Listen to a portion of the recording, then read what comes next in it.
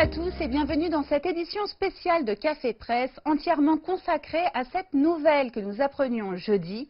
Emmanuel Macron a été rattrapé par le coronavirus et s'isolera donc pendant 7 jours.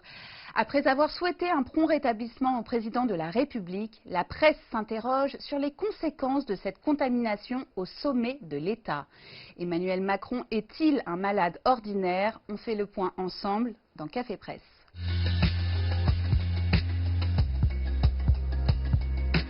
Touché, isolé, le Covid s'est invité au sommet de l'État et l'Élysée est sous le choc. Toute la presse se fait écho de cette information tombée jeudi matin à 10h28 précisément.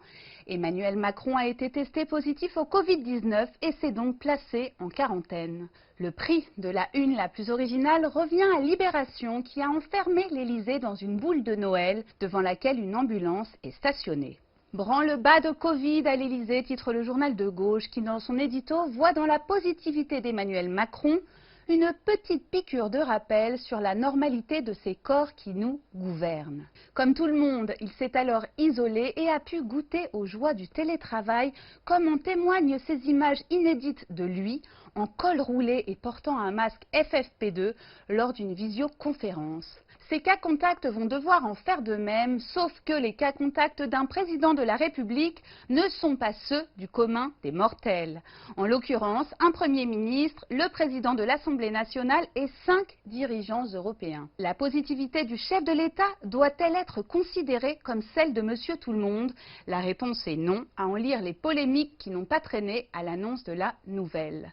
Comment le président a-t-il été contaminé et en sous-texte a-t-il respecté les gestes barrières et les consignes qu'il essaie de faire appliquer? Selon le Parisien, comme les symptômes apparaissent souvent 7 jours après la contamination, tous les regards se tournent vers le Conseil européen de Bruxelles qui s'est tenu les 10 et 11 décembre dernier. Le quotidien retrace également l'agenda présidentiel des 3 derniers jours et dresse la liste de toutes les personnes que le chef de l'État a pu croiser.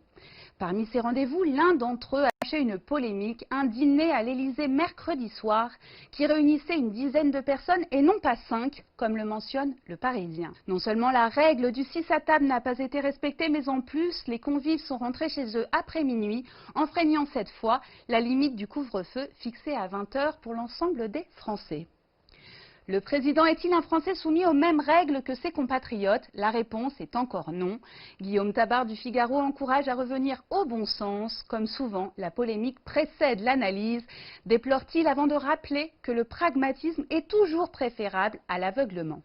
Ainsi, je cite, les polémiques contre l'exécutif sont excessives, mais le propre d'un boomerang est de revenir en pleine figure de celui qui le lance. L'affaire du dîner met à mal l'obstination de Jean Castex qui, face aux restaurateurs qui font valoir la superficie de leurs établissements, rappelle que ce n'est pas une question de taille, mais de principe. Ce dîner met également à mal, selon Guillaume Tabar toujours, le calendrier de la campagne de vaccination qui démarre.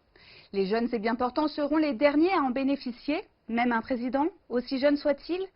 La question mérite d'être posée et avec elle de nous interroger sur les caractéristiques du public prioritaire. Autre question que cette contamination soulève, le secret médical s'applique-t-il à un président de la République? Libération et Le Figaro nous rappellent que dans l'histoire de la Ve République, la question s'est souvent posée, mais le sujet est toujours resté tabou.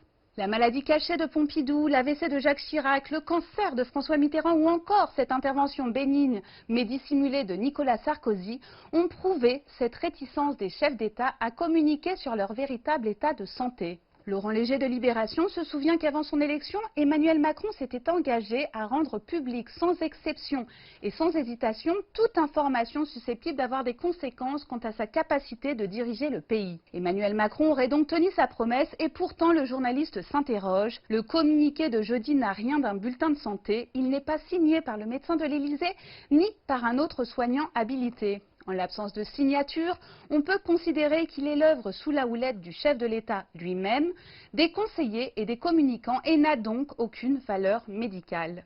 Transparence ou coup de com', Laurent Léger estime que tôt ou tard, il faudra fixer des règles précises auxquelles devront se soumettre les présidents. En attendant, on souhaite à Emmanuel Macron un bon rétablissement et à vous tous un excellent week-end.